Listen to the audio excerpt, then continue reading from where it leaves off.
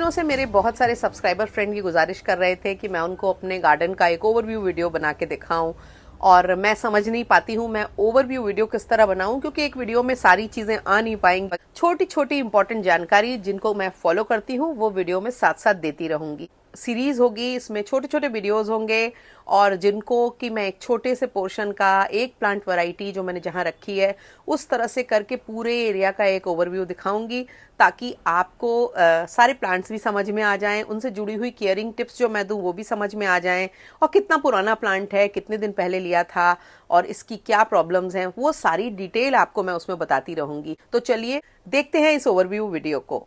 शुरू करते हैं फोकल पॉइंट से। फोकल पॉइंट है बुद्धा की ये स्टैच्यू, जो उनके आराम यानी कि विश्राम की मुद्रा में है। और इस मुद्रा की जो स्टैचू है वो मैंने इसलिए चुनी क्योंकि एक बड़ा ही रिलैक्सिंग और कंफर्टेबल फील मैं अपने इस एरिया को देना चाहती थी। और ये जो स्टैचू है ये टेराकोटा की सिंपल स्टैचू है, जो ज़्यादातर टेराकोटा के पॉट्स वगैरह जहाँ पर मिलते हैं वहाँ पर आसानी से मिल जाती है। और मुझे लग रहा है कि शायद 1400-1500 की मैंने ये ली थी, पर बहुत ज़्यादा ब्राइट कलर में रंगी हुई थी। फिर मैंने इसको लाने के बाद अपने ढंग से, अपनी आइडिया से इसको वाइट और स्किन टोन में कलर किया, जो मुझे लगता है कि शायद ज़्यादा एस्थेटिकली प्लीजिंग लगती। तो मैंने इसको अपना एक पूरा लुक दिया।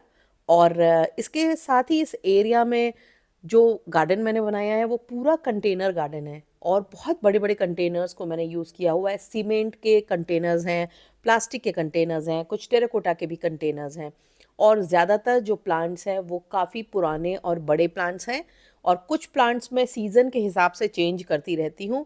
पर ज़्यादातर वो प्लांट हैं जो आसानी से आपको किसी भी नर्सरी में मिल जाएंगे। बड़े बड़े अरेका पाम के प्लांट हैं, मोन्स्टेरा के प्लांट्स हैं, बैम्बू पाम के 12-13 फीट के प्लांट हो चुके हैं। करीबन 10-12 साल से कम का तो कोई भी प्लांट नहीं, उससे ज़्यादा भी हो सकते हैं। और इसको मैंने एक जंगल लुक देने की सोची थी, और इसीलिए मैंने फर्न का भी काफ़ी यूज़ किया है, क्योंकि जो फर्न का जो एस्थेटिक होता है वो काफ़ी जंगल लुकिंग एस्थेटिक होता है। और फर्न जो है वो किसी भी एरिया को बहुत ज़्यादा लश ग्रीन बनाता है। और मेरी जो कोशिश है वो ये है कि यहाँ पर जो मैं प्लांट लगाई हूँ वो ज़्यादातर वो प्लांट है जो साल भर ऑलमोस्ट एक जैसे दिखाई देते हैं। विंटर्स में उनमें थोड़ा बहुत तो फ़र्क पड़ता ही है। मेजरली जो है वो एरेका पाम के 15-20 बड़े बड़े प्लांटर्स हैं, और बैम्बू पाम के 7-8 प्लांटर्स हैं, और इसके साथ ही फर्न के 10-12 प्लांटर्स हैं। सिंगोनियम को मैं यूज़ करती रहती हूँ, और वो भी नई कटिंग्स जो मैं लगाती हूँ जब थोड़ी बुशी होती हैं तो यहाँ रख देती हूँ, और फिर जब ज़्यादा बड़े होने लगते हैं तो उनको यहाँ से हटा करके और मॉसपोल्स पे लगाती हूँ, और फिर नई कटिंग बना करके उसको रिप्लेस करती रहती हूँ। तो उसकी वजह से इनमें जो हार्ट शेप की लीव्स ऐड होती हैं वो थोड़ा इसके एस्थेटिक को और भी ज़्यादा इन्हांस कर देती हैं। ये जो पूरा एरिया है ये सुबेरे सबसे पहले उठ के मैं इसी एरिया को देखती हूँ, क्योंकि ये मेरे बेडरूम के बाहर की विंडो का एरिया है। तो मैं जब सुबह उठती हूँ, कर्टन हटाती हूँ, विंडो को खोलती हूँ, तो मुझे यही दिखाई देता है। सबसे पहले तो मैं फर्न को बता दूं। सिंपल बॉस्टन फर्न और फिश टेल फर्न जो है वो यहाँ लगे हुए हैं, और आप देख रहे होंगे कि सर्दियों के बाद भी ये अच्छे थिक बुशी हैं। उसका कारण है खिड़की का जो छज्जा है वो इनको कवर कर लेता है, जिसकी वजह से इन पे फ्रॉस्ट का असर नहीं हो पाता है। मैंने यहाँ पर अरेका पाम की छोटी वैरायटीज भी जो है वो बुद्धा के स्टेचू के अगल बगल लगाई हैं, और बड़ी वैरायटीज जो है वो बड़े प्लांटर्स में पीछे की तरफ पूरी लगी हुई हैं। बैम्बू पाम को भी मैंने बड़े प्लांटर में लगा रखा है, और उसके अंदर मैं छोटे छोटे पॉट्स में इस तरह से तमाम प्लांट लगाती हूँ। देखिए ये सिंगोनियम की एक वैरायटी है, और सर्दियों में सबसे ज़्यादा डॉर्मेंसी में जाती है या सबसे ज़्यादा ख़राब दिखने लगती है, पर अच्छी इसलिए दिख रही है क्योंकि पेड़ के नीचे रखी है और पूरी तरह से कवर है, और क्योंकि ईस्ट फेसिंग एरिया है तो धूप भी काम भर की मिल जाती है, तो इसलिए ये हेल्दी बनी हुई हैं। और यहाँ पर जो रखे प्लांट्स हैं उनमें सबसे ज़्यादा शानदार है तो ये मेरा जायंट मॉन्स्टेरा है, और मुझे लग रहा है कि ये प्लांट है करीबन 8 साल पुराना। इसका जो मदर प्लांट है वो तो 15-16 साल पुराना है, और वो इतना बड़ा नहीं है। क्यों नहीं है? क्योंकि उसमें से मैं लगातार प्लांट्स बनाती रह रही हूँ, और मुझे लग रहा है इस मॉन्स्टेरा से मैंने कम से कम 12-13 प्लांट बनाए हैं। स्टिल इसमें देखिए एक प्लांट नया निकला हुआ है, जिसको मैं 10 दिनों बाद निकाल करके रिपोर्ट करूंगी, क्योंकि अभी थोड़ी सी ठंड ज़्यादा है, और तभी मैं अपने इन फर्न्स की सूखी पत्तियों को हटा करके और इनमें थोड़ा सा NPK 19-19-19 डालूंगी, वैसे मैंने फ़ोन पे एक अच्छा सा वीडियो बनाया था, आपको उसका लिंक एंड में मिलेगा, आप देखना ज़रूर और आप यकीन मानिए कि वो आपके लिए बड़ा हेल्पफुल होगा। उसमें मैंने बड़े ही इंटरेस्टिंग तरीके बताए थे फ़ोन को प्रोपेगेट करने के और दिखाया भी था प्रोपेगेट करके। उस तरह से आप भी अपने फ़ोन को बहुत आसानी से मल्टीप्लाई कर सकते हैं क्योंकि ये एक बहुत ही ईज़ी और बहुत ही एस्थेटिकली प्लीज़िंग प्लांट है, जो किसी भी एरिया को ट्रांसफॉर्म कर देता है। आगे मैंने इस तरह से स्टोन्स और ग्रिट वगैरह भर के रखी हुई हैं सो दैट कि मूवमेंट का स्पेस हो और थोड़ा सा ब्रेक हो मोनोटोनी, तो देखने में ज़्यादा एस्थेटिक लगे क्योंकि ये मेरी एक ईस्ट फेसिंग बैल्कनी है, वहाँ से ये एरिया सीधे दिखाई देता है।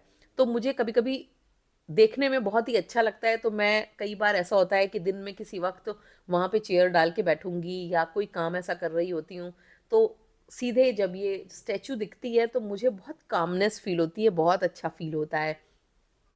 देखो, जब हम गार्डनिंग करते हैं या प्लांट्स लगाते हैं तो उसका उद्देश्य सिर्फ इतना नहीं होता है कि हमने ग्रीनरी कर ली। हमारी जो मेंटल हेल्थ है उस पे उसका असर बहुत होता है। और कई बार ऐसा होता है कि आप अगर बहुत किसी चीज़ से तनाव में हैं, परेशान हैं, तो भी आप अगर अपने ग्रीन स्पेस में जाके बैठते हैं या एक प्याला चाय भी वहाँ पी लेते हैं या आप वहाँ पे कुछ काम कर लेते हैं, तो आपको बड़ा ही सूदिंग और इंटरेस्टिंग लगता है। दूसरी बात ये है कि जब आप सुबह उठेंगे तो आप क्या देखेंगे? नॉर्मली क्या होता है, हम फ़ोन उठाते हैं, फ़ोन में लग गए और फिर उसके बाद दिन भर के काम में लग गए, भाग-दौड़ में लग गए और रात में आए और सो गए, तो बड़ी मैकेनाइज़्ड लाइफ़ हो जाती है। पर अगर आपके पास एक ग्रीन स्पेस है, तो आप थोड़ा-सा इन्वॉल्व होंगे।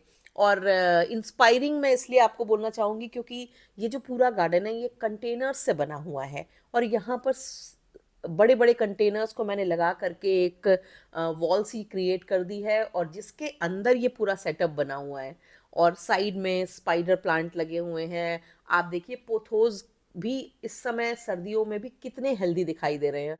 उसकी जो वजह है वो यही है क्योंकि इस एरिया में धूप भी प्रॉपर मिल जा रही है और थोड़ा शेड भी है, तो इनके ऊपर फ्रॉस्ट का ओस का असर नहीं होता है। ये है फाइकस की एक वैरायटी और ये भी काफ़ी पुराना 7-8 साल पुराना प्लांट है और इसमें इतनी अच्छी एरियल रूट है। ये एक लार्ज बॉन्साई के जैसा लुक है और ऐसा ही कुछ ये शेफलर यानी कि शफलेरा है। ये अम्ब्रेला प्लांट है। आप देखिए ये भी काफ़ी पुराना है, मुझे लगता है कि शायद 15 साल से ज़्यादा पुराना होगा। 10 फरवरी के बाद मैं इनमें क्लीनिंग करना, सफाई करना शुरू करूँगी और बहुत सारी वैराइटीज़ के यहाँ पे कोलियस भी मैंने लगा रखे हैं क्योंकि गर्मियों में इस एरिया में कोलियस बहुत अच्छे चलते हैं। ईस्ट फेसिंग एरिया होता है, धूप प्रॉपर मिलती है पर इतनी तेज भी नहीं होती है कि ये जल जाए। लगता है कि मेरा ये वीडियो आपको इंस्पायरिंग लगा होगा क्योंकि इसमें जो भी प्लांट है, कोई भी प्लांट इसमें एक्सपेंसिव नहीं है। आपने देखा होगा कोई भी प्लांट, चाहे सिंगोनियम हो, चाहे फर्न्स हो, चाहे बैम्बू पाम हो, अरेका पाम हो, मोन्स्टेरा, कोई भी प्लांट ऐसा नहीं है जो बहुत एक्सुबरेंट हो, बहुत महंगा हो, बहुत ज़्यादा मेंटेनेंस मांगता हो। सब इजी केयर प्लांट हैं। गर्मियों में तो कुछ करना ही नहीं है, बस पाइप लगाया, पानी डाल दिया, इतना ही काम होता है और एक दो बार जो है वो सीज़न चेंज होने पर थोड़ा सा फर्टिलाइज़र ऐड कर दिया।